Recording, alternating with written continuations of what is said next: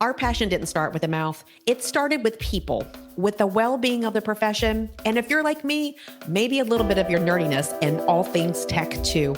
We all want to love what we do, but the truth is, burnout, people problems, and glass ceilings can keep us from doing what we set out to do. So let's get back to the heart of connection. Welcome to the Dental Handoff. This show is about passing you the knowledge, the habits, the systems, and the strategies to lead your teams, lean on your tech, and listen to your gut while you take care of people and truly the overall health of our communities. Let's stop using the wrong end of the toothbrush, y'all. My name is Dr. Kelly Tanner. Oh, and uniquely, I'm a dental hygienist too. You can consider me a guru in the dental and leadership industry. With over 3 decades of experience, my goal is to take you to the next level by empowering growth, perspective, and confidence. By identifying the gaps, recognizing the plaque, and extracting the truth with the other experts in the field. I'll share their stories, empower you to own yours, and elevate your passion in the process. So have a seat in the chair, put on your bib, and let's get to work. Welcome to the Dental Handoff. I am Dr. Kelly Tanner, and today I have with me the smooth operator, Ryan Walsh. What's up, buddy? Hey, Kelly, how are you? I'm so good. It is a delight to have you on the show. You guys, Ryan is so popular. I had to, send out 4 calling birds and pigeons and everything. And, hitmen to try to get him on the show today. So Ryan, thank you for coming out. Yeah, the hitmen are finally what convinced me it's probably a good idea. Yeah. They showed up at the office. For sure. Yeah. But no, So thanks for having me. What an honor to be on your show. I'm so excited. Oh my gosh. So Ryan and I met at a Catapult Education event and hit it off because one, you're a great person and you're so approachable. I can see why you are popular with your patients and you lecture on the circuit and you're highly talented. So, and then of course we have mutual friends, Chad Duplantis, Jennifer Bell, the Dinks, For sure. and Yes. Ryan is known as the donk. So they're the dentists in the know, and Ryan says that he is the donk, which stands for what? Dentist out of the know. Yeah. But I don't think that's true. Somebody has to fulfill the role, and I'm happy to do it. Yeah. So Ryan, I admired you and have since the moment we met, and just the way that you have the ability to connect with people and about how genuine you are. And of course, when we share all the same people and all the same friends that in the same circles, you hear some fun stories that you have and experiences. So I got you on today because I wanted to know, Ryan, why dentistry for you? Tell me about why you chose dentistry or why it chose you. Yeah, I think dentistry chose me. The first question a lot of dentists get asked are is your dad or was your uncle or was your grandpa or mom involved in dentistry? And the answer for me was no. I'm the first generation dentist or really medical person on this side of my family. But I had always been interested in dentistry. I still remember going to my very first cleaning. I remember where I was, what the environment was like, my dentist, and the dentist who did my first exam, his son took over his practice. And so I followed his son all through elementary school, middle school, high school. I graduated high school out of that same dental office. And so it was kind of like a family. And so I always loved going. And then my interest really started peaking in dentistry of, hey, I could do this as a career when I got braces. I think that happens for a lot of people, but you're going every month. Well, back then it was every month. I don't know what it's like these days. Still, yeah. Something, it's crazy. But that just started really piquing my interest. And I thought it was really neat, the intricacy of what they were doing, but yet they're serving patients. And I just thought that relationship was really neat. Dr. Tim Kuntz is still practicing in Sioux City, Iowa. And I just really valued my relationship with him. And from there, things really took off. And I went to college knowing I wanted to be a dentist. And, fast forward, here I am. So I think it kind of chose me. When you were back at your first hygiene visit that you remembered, what was the one thing that you remember that stood out to you the most? So the building, it was interesting because the dental office was in the basement of what used to be a library. Oh, And cool. so it's kind of an old building that was renovated back to become a dental office.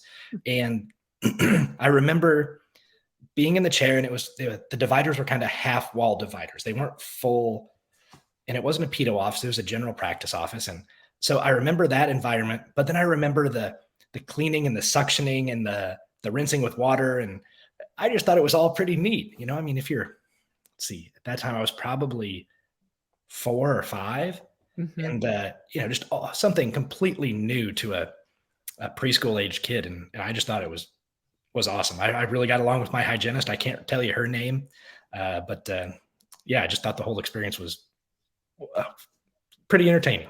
Yeah, so you were fascinated by it at a young age. Yeah, I was captivated right out of the gate. So dentistry though to then endo, why endo for you? Uh, this is kind of a funny story. So my mom went to get a root canal when I was in.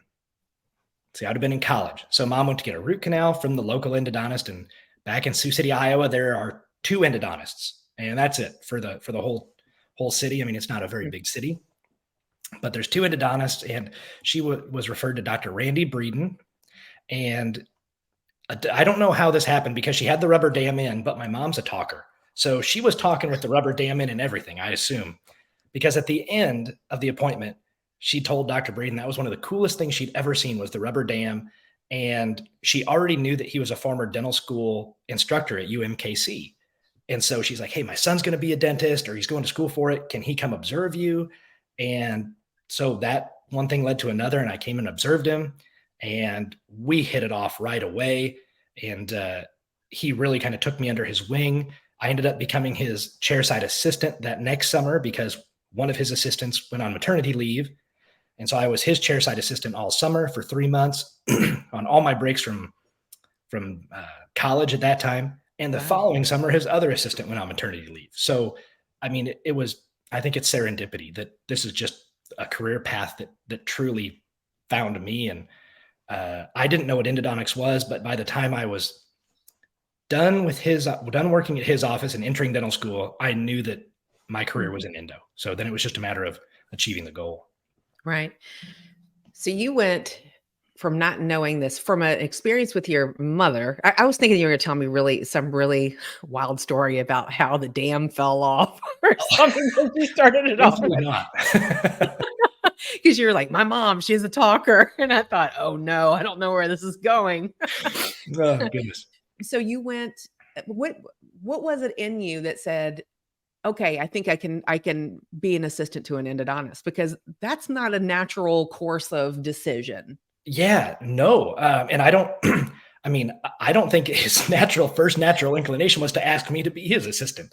Uh, I just think it's one of those where, um, he needed somebody to help. And was like, "I think I can mold this person into doing it at least for a summer." And we hit it off both in the practice and out of the practice. And he didn't have any children of his own, and so he and I became really close. We were golfing buddies. We would go out to have coffee, and even when I would come back from school after being in dental school, we would still meet up with his family. And Dr. Randy and Mary Breeden, I believe they're in the Kansas City area now because of their grandkids, but.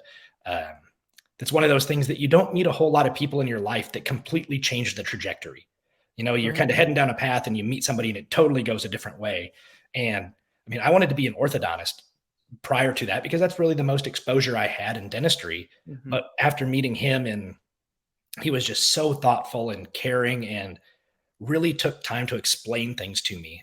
And we'd get out the old textbooks and flip through and look at stuff. And so that really spurred an interest and completely changed the trajectory of my dental dental education from that moment forward. Wow. So do you think is it fair to say that he also saw that in you too? That you could do that? I, sure, I think that might be very generous. I think he needed something. He needed a warm butt in the chair, and he found somebody who would work for cheap, is what I think. But At least for the first summer. The second summer, I think I proved myself. Yeah, I was gonna say, because he pulled out the books and everything, Ryan. He doesn't just do that for every assistant. Now that's true. That's true. So yeah, I think our bond matured over time, and uh, to where I think he kind of sensed I was really taking to endo, and that was kind of my curiosity. Yeah. Because it's fascinating to me how one person can start here and then just think that they're going here, and then life goes choom in a totally different direction. So then you got into endo. Is endo everything you thought it would be? And more. Yeah, I have never regretted my decision a day in my life. Yeah, endo is just super fun, and yeah, it's a really nerdy thing to say, but I'm a tooth nerd, and the intellectual curiosity, the people that you meet like yourself, um, just there's so many other things you can do just besides sitting behind a patient doing root canals, which I love. But there's the teaching aspect, there's the research aspect, there's the general camaraderie of being with other dentists and dental professionals, bouncing ideas off of each other, and I mean, doing cool things like this, talking about leadership within a podcast. And it's like, who I would never have thought in a million years I'd be doing this 10 years ago. So yeah, I think it's opened a lot of really cool doors and exposed me to a lot of cool opportunities and amazing people. And yeah, it's been a fun ride. Yeah, and also to your point as well, getting to know people inside the industry, I think that is just the solid gold of it all. I mean, that is just that for me was the unexpected reward in Mhm. dentistry, where all the great people I never knew existed, and the camaraderie, because we're all like-minded in that we care for our patients. However, we don't all think alike. We like, because I know you're friends with Chad Duplantis. Chad Duplantis doesn't always agree with you, does he? No, not I always. mean, it's rarely that he does, actually. No, but I think that's what keeps everybody moving forward, is the fact that we aren't all clones or copies of each other. Is that you have an idea and I have an idea, and neither one may be right, but hey, tell me what you think about this, or what do you know about this? How does education work this way? Or you were just talking about research of emotional intelligence. Super cool. That is so far outside my area of understanding and expertise, but I would love to know more, just because, I mean, that applies so broadly. And then I'm over here, I'm actually helping one of the endo residents at Texas A&M right now revise a paper on bioceramic obturation techniques. And so Ooh. just, oh, I know, just top-notch exhilaration. Well, I'm a nerd too, so you must know this about me. Yeah, I mean, I think we have a lot in I common. think so too. Yeah, there's so many ways that you want to take it, and I would venture to say that it has to do with how you follow that curiosity that you have, and then you think about the different companies and products that come in front of you that you're able to test and see if you like it, or not test, but you know what I mean, like Yeah, test it out for and see how it feels when you're doing things with it, and to see if you like one better than the other, and then you get to take that and not only apply it to your patients and improve them, but then you also get to take it on and talk about it in different settings and with students, yeah. and Mhm. it's the ripple effect that you're creating. It is. I mean, I think you hit the nail on the head, was that, you take an opportunity and then kind of use that to springboard into other opportunities. And not because you're trying to develop something, just because, well, this led to another question, which then I asked this person and they introduced me to this other person. And now all of a sudden I'm talking with the lead engineer of a company. And it's like, well, tell me about this. How does this work? I mean, I don't know. I'm the end user. So tell me about why it works, or what's the logic behind this. And I find that just incredibly uh, fulfilling, just to kind of pick holes in what we know to try to figure out what we don't know. And I know you share this exact same uh, passion to drive research. But when I was when I was in college, I didn't want to do research at all. Research just had a very laboratory like connotation, and I was just not my gig. I want to talk with people, interact with people, and um, I knew I wanted to be a dentist, so I didn't want to be stuck doing cellular biology. And here I am, fast forward 10, 15 years, And it's like, okay, well, we need some cellular stuff on this, or, it's like, I can do the clinical stuff, but now we need to help bridge the gap. And it's just amazing talking about all these products that come out that, you know, how do you know what's good? If there's nobody out there to prove that it does what they're claiming it does, or to say to somebody, hey, I really think this is the next best thing. We're doing some amazing things here. Or, hey, how can we redirect our patient's emotional intelligence to say, or to better cater to a certain population of patient? I mean, without anybody asking those questions, we're never going to have answers. Yeah, and it's curiosity in action, I think, Mm. because you're caring for patients. Sometimes I'm sure, just like with periodontal therapy and the different things that hygienists do and dentists do, that during different treatment situations, you may think, man, I should have probably gotten a different result than what I just got. I mean, I know that you're perfect at what you do, but I'm just Oh, saying yeah, right. it's the human element of every single tooth is not exactly the same. Sure. And Well, the condition isn't the same. and every patient that it's connected to isn't the same. If that were the case, uh, I'd either be really good or really bad at my job, but it'd be really boring, regardless of which one you picked. If everybody were the same, uh, same with you. It's like if we were treating those patients and everybody was just a clone, life would be pretty boring. It's the fun interactions you get to have with people. And you had mentioned earlier in our pre-show conversation about the degrees of Kevin Bacon. Life is so interconnected, and especially being in the dental realm, we're only 1 or 2 degrees of separation away from most things, I think. And it's like, if you talk to somebody long enough, we're going to be inextricably related somehow.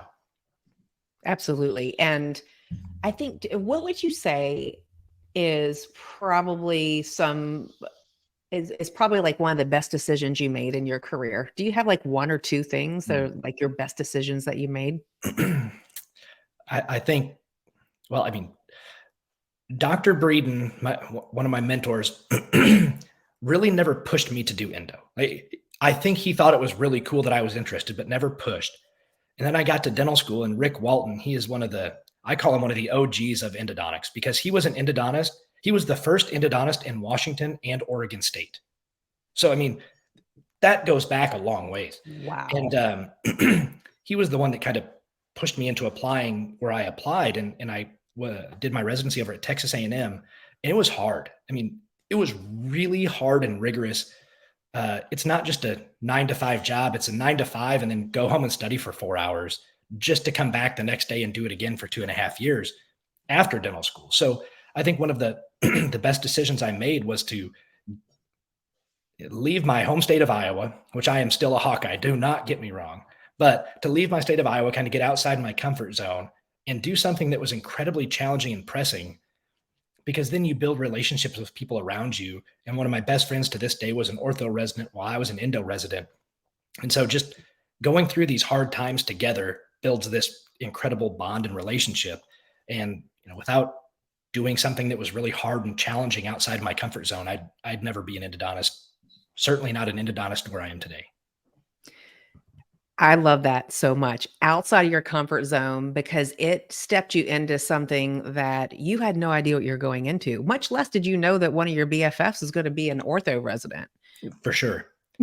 Yeah, and I'd grown up my entire life in Iowa, college and dental school at the University of Iowa. And I was lucky enough to get the opportunity to step outside. And not because I don't think Iowa has an amazing institution, quite the opposite, but it's one of those things for personal growth. Sometimes you have to step outside that comfort zone or your little bubble of security to really maximize the benefit.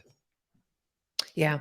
And then so now fast forward to where you are, you lecture, you research, you have an office that I'm sure you're the best where you are. I mean, you can't say that, but maybe I can, because I would I've seen love to think so, but I think somebody asked me, one of my patients asked me about a month ago, well, so who's the best? Because I have 2 partners that I work with, Dr. Saeed Attar and Casey Turner, and he's like, well, who's the best one? And I think he was waiting for me to say myself, and I said, well, I think you got the short end of the stick, because the best guy practicing here is right across the hall, right over there. Yeah, I think my partners are outstanding clinicians. And so No, it's fun. I know that the team that you must have, Ryan, must be amazing as well alongside of you and the other clinicians in your practice. What do you do to motivate them, to keep them engaged in what you're doing every day? Because, I mean, endo could be a snooze fest as an assistant, I can only imagine. I mean, no disrespect, but None I'm taken. thinking that you could take a nap. So how do you keep them motivated and Yeah. engaged other than your humor? Um, that's a wonderful question, and I think over the past 10 years that I've been in practice, we've gone through some turnover, but not a lot in general. I think we have a pretty homogeneously stable staff, but part of it's surrounding yourself with people who are somewhat like you in the sense they want to learn. They're in it for more than just a job. They're here because they like to help patients. They like to talk with people, but also they're curious about what we're doing on a healthcare and scientific level. So when there's a new product to try, or when there's a new research project we're working on, they want to know. And to me, that tells me that they have intellectual curiosity as well. And so Mhm. I think feeding that intellectual curiosity and allowing them to be part of the healthcare team. I mean, without them, my job's pretty insignificant because the patient will never make it in the door to the chair and get the workup, right? So it's really truly is a team approach. And I think elevating them and allowing them to be part of the healthcare team, I think really instills a sense of purpose and want to do better on every single case. And so I think that's something that we try really hard at our office, is to make sure that it's a patient experience from front to back, but make sure that people are involved, and they're in the Mhm. know and understanding what we're doing far beyond just saving a tooth. Yeah, because it's not about saving the tooth, it's the outcome that you're giving the patient for their lifespan, for the rest of their life. Ryan, I just had a tooth extracted from failed endo that I had 23 years ago for an mesial root, and it was a whole different experience from the patient side of it. I'm Mm, going, wow, okay, because there was a lot of hope I invested in that tooth over the yeah, years. But from a cellular standpoint, I'm going, "Okay, what could have been done differently? I mm, wonder if they know things differently now than they did 20 years ago." And of course you do, right? I mean, I think that there were endodontists back then who had microscopes and endodontists that didn't.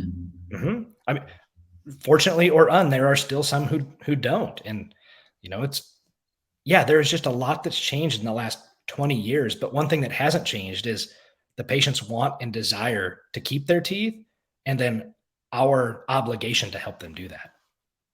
Yeah, and in a practice that keeps on growing, that you can, because I'll hear, I speak to so many people like you do, Ryan, and they'll say, "Okay, I have new team members, or I'm trying to encourage the culture in our team and trying to elevate the team, but I don't know if I want to spend the money to go take them on education or a trip or things." And it's like, what's the cost of not doing it? And getting Yeah, them involved and excited about what you're doing every day, for to sure. give them that staying power, to invest in their learning so they can understand that what they're doing every day provides such a deep level of value. Because Ren, I mean, I know that you've gone to hundreds of hours of CE every year, and you probably give them too. And so to know that you're a person that they can believe in as that person who's on top of the research, guiding, leading, editing research here now and in the future for the profession, that's got to be fantastic for your team to be a part of. I think they really invested in it. It's if you invest in your team, they're going to reinvest with their passion, and I really think we get that out of our office team. And they really like being part of a study.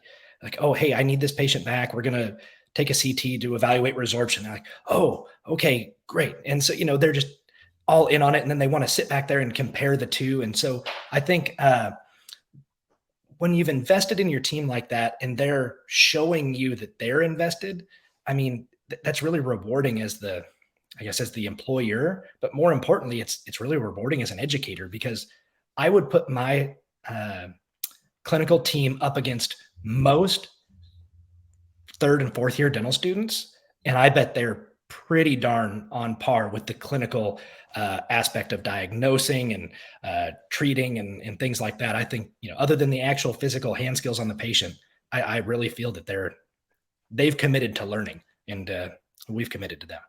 It's important. That is crucial. And I think it's you investing in yourself and then also creating that culture of it's the we.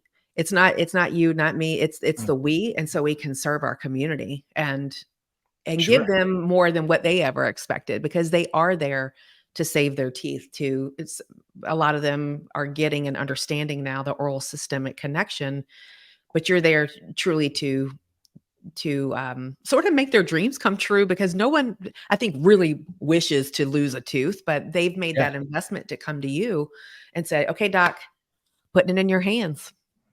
And it's fun to be able to deliver, and not every tooth's gonna be a lifelong tooth, but when we can take a situation where they weren't even sure if it could be saved and they're gonna have to go down other routes for replacement, and then to be able to deliver a,